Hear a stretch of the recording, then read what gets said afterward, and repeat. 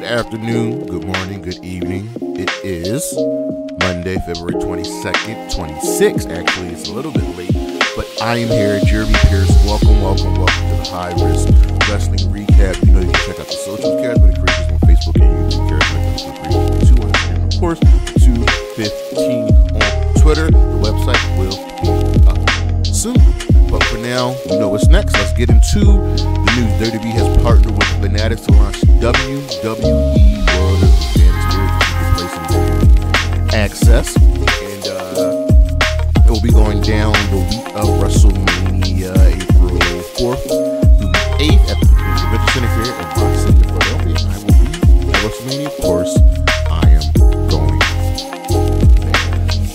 Josh Alexander, his contract has been renewed with TNA. This is reported by Sports Illustrated. It makes sense for them to lock him up. He is probably their biggest star, and when it comes to terms and conditions, his contract has been extended until February 14th, 2025. Ashley Massaro's daughter has come out against Cara Papia. Remember, we reported last week Cara Papia claimed that everything Ashley Massaro had said was true, whereas Ashley Massaro's daughter was like, like things are true, but Cara is a nobody and she should not be speaking for her mother. Billy Corgan has struck a deal with the CW network to air NWA content. So not only will they be on TV, but they, like the original deal, will be on the app as well. So now CW will be airing NXT and NWA. Hell, they go sign a deal with MLW, go sign a deal with who's the other? I think MLW is the other really big independent promotion. Just do it. Just have the CW network just be the channel for all the independent wrestling. Beast of Troubles are keeping one Ring of Honor star out of the country right now, and that would be our current television champion, Kyle Fletcher's last appearance on TV was January 31st. He is working to get these issues fixed up because he is part of Don Kyle's family, and they are going through some storylines right now. AEW has hired former WWE writer Jen Peppermint as Vice President of Content and Development. But the big thing about this hiring is she has worked closely with Mercedes Moné. We know Mercedes Moné is debuting in AEW soon.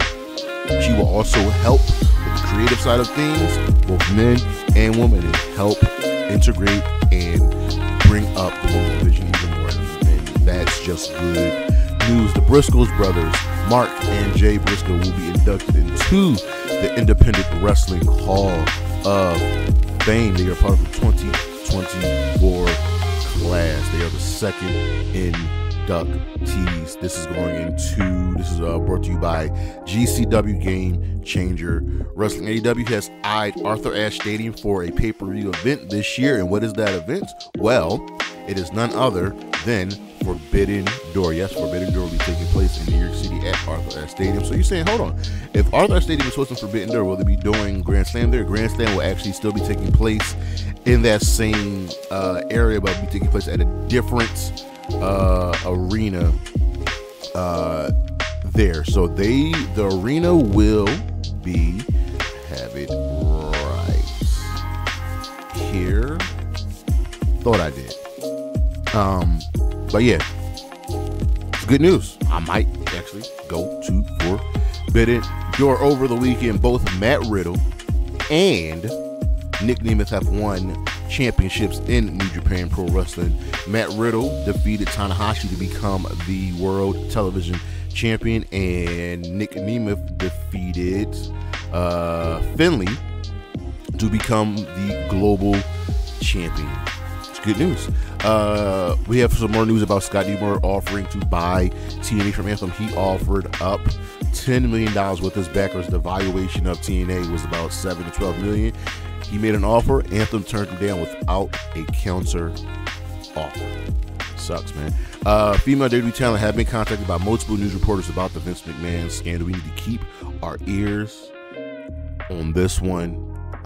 There's a Chicago law firm taking proactive steps to contact these individuals as well. This is going to get worse before it gets any better. And there are plans for Bronson Reed to be at the Elimination Chamber. Remember, he was cutting these promos saying he's coming for a champion who won't see it coming. Well, apparently he was supposed to face Seth Rollins at the Chamber But Seth got hurt, so they had to change some things. Well, here's the thing.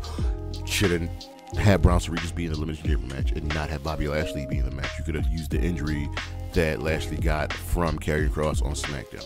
Just sucks. Health update on Shotzi. She had her surgery, and she will be out for the better part of 9 months with her ACL injury. Julia Hart provided us an update on her injury. She's working on getting a speedy recovery. She has not been medically cleared just yet. We still don't know what the injury is, but it has been keeping her out of the ring. Bobby Roode has been medically cleared to compete in the ring. He has been working as a producer backstage. We'll see if he steps foot back in the ring. And lastly, Hangman Page's injury on Dynamite is just the workers. There's a strong chance he might not be able to work Revolution, so they made this injury to make sure they can easily write him out. But that is the news, and we shall be right back.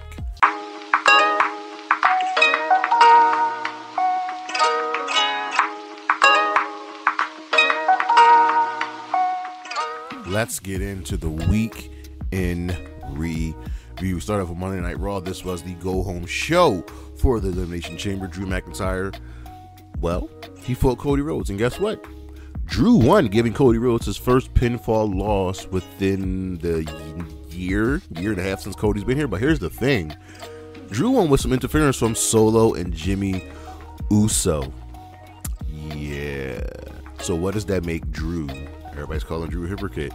We'll get to that a little bit later. But later on, when Cody's getting checked on in the locker room, in the medical office, Seth just silently offers some help.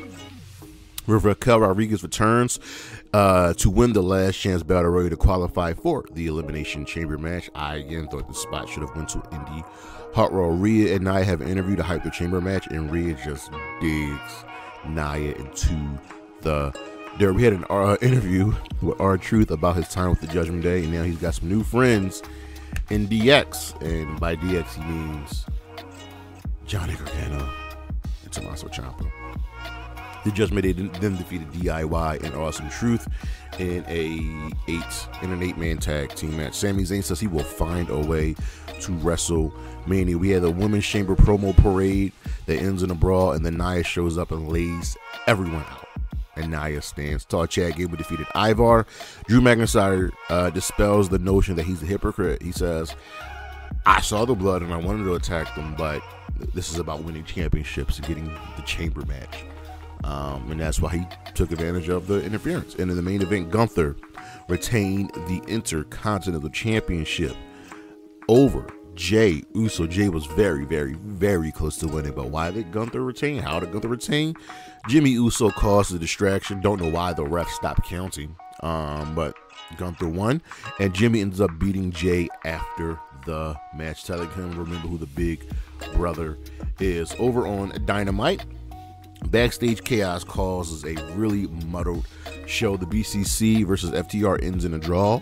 They brawl after the match into the locker room, breaks them up. FTR wants a rematch at Revolution. Orange Cassidy is barely cleared to compete, and he retains the International Championship against Mike Bennett. Jake Hager saves OC from a beatdown. Listen, love Orange Cassidy.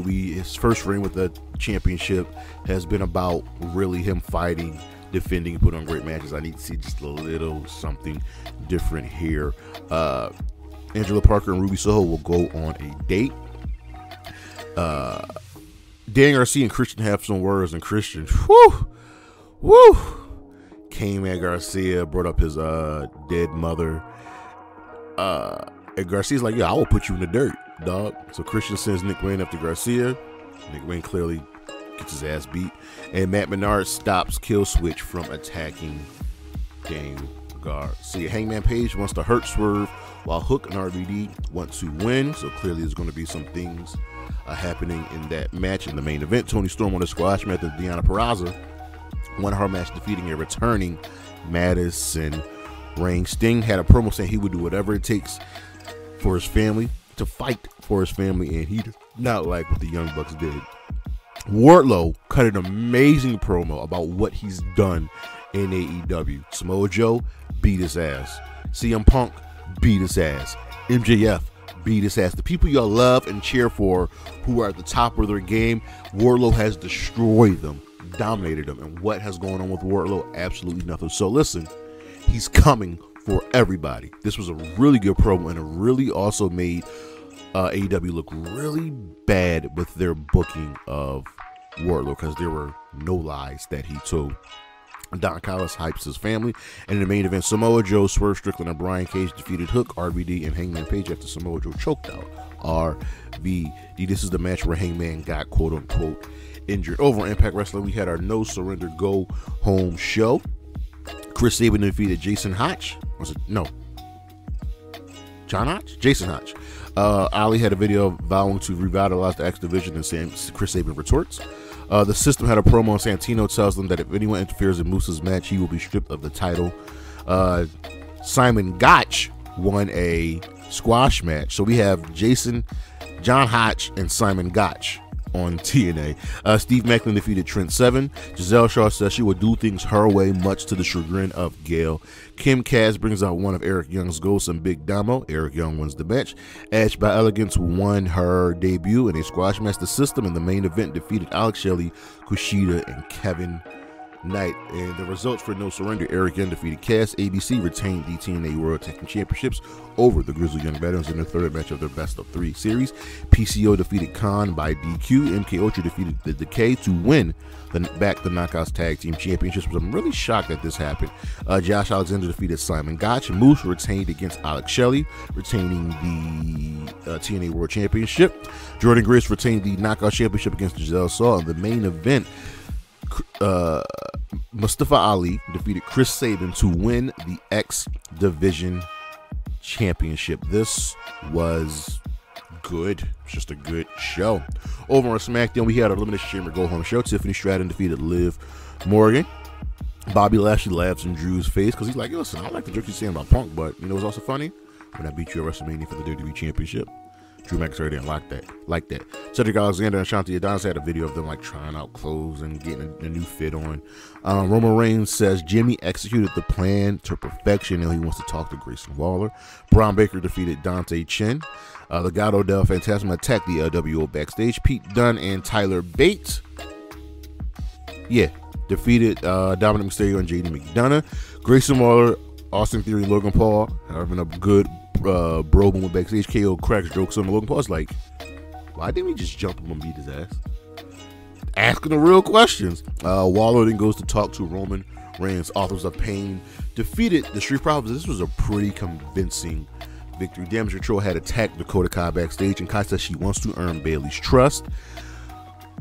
Bayley's still skeptical. Grayson Waller talks to Roman Reigns in private. In the main event, Drew McIntyre vs. LA Knight ended in a no contest after the chamber participants all got involved and Randy Orton stood tall. Over on Rampage, Penta, Commander, and Brian Keith defeated Top Flight, Action Andretti, and Private.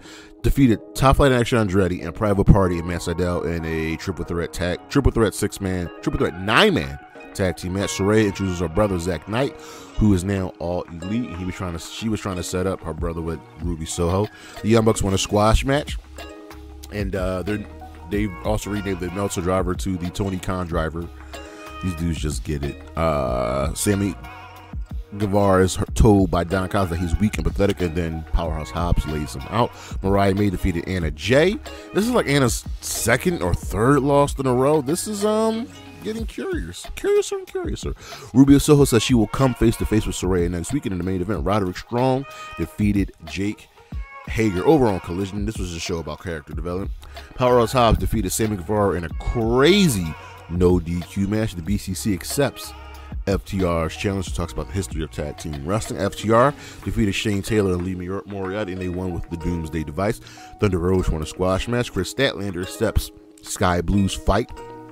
So, with Julia Hart being injured, they're going to use Sky Blue to be the proxy for Julia Hart right now until Julia gets healthy. To make it do the tag match, we can do the TBS title match. I'm all for it. As long as I get to see these 4 women on TV, I'm happy. and more Stokely Healthway as always. Jay White, Colton Gunn, and Billy Gunn defeated the Iron Savages and some jumping Jameson. Max messed up his rap here. Bryan Danielson says he will defeat Akiyama and Eddie Kingston with a lot of passion and vigor.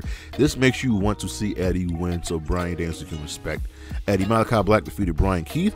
Mark Briscoe attacked Black, but then the number games caught up with him, and the House of Black laid out Mark Briscoe. Serena Deeb defeated Lady Frost. In the main event, Bryan Danielson defeated Jun Akiyama.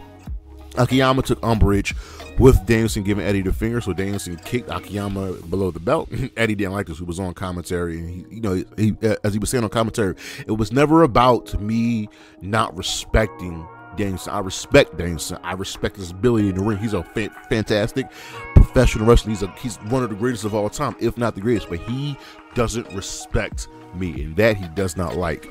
The BCC comes out, and the FDR comes out to brawl, and they all end the show fighting each other and then staring at each other. So this is the final week in wrestling. There was a lot of wrestling. WWE, TNA, NXT, AEW. We had New Japan. There was a lot going on. But our matches of the week from Monday Night Raw: Gunther versus Jey Uso for the Intercontinental Championship. I think Gunther's just incapable of having a bad match.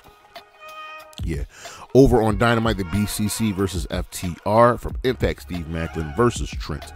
Sabin from New Japan, Pro Wrestling New Beginning, Mayu Iwatani versus Mina Shirakawa for the IWGP Women's Championship. From No Surrender, ABC versus the Grizzled Young Veterans in the final match in the best of series for the TNA World Tag Team Championship. Also from No Surrender, Mustafa Ali versus Chris Sabin for the X Division Championship. From Collision, the crazy new no DQ match, Powerhouse Hobbs versus Sammy Guevara. And from the Elimination Chamber, the Men's Elimination Chamber match, number one contenders for the World Heavyweight Championship. Our star of the week, could have given it to a couple people, but I'm giving it to Rhea Ripley and Nia Jax for putting on a show at Elimination Chamber. Thank you for listening, everybody. Thank you for watching. Stay tuned for next week's schedule, or this week's schedule. It'll be up probably by Wednesday. Don't forget to check out the socials, Charismatic Creations on Facebook and YouTube, Charismatic_Creations52 on Instagram, and of course the 215. The website will be up soon. Come back. We got more for you. Peace.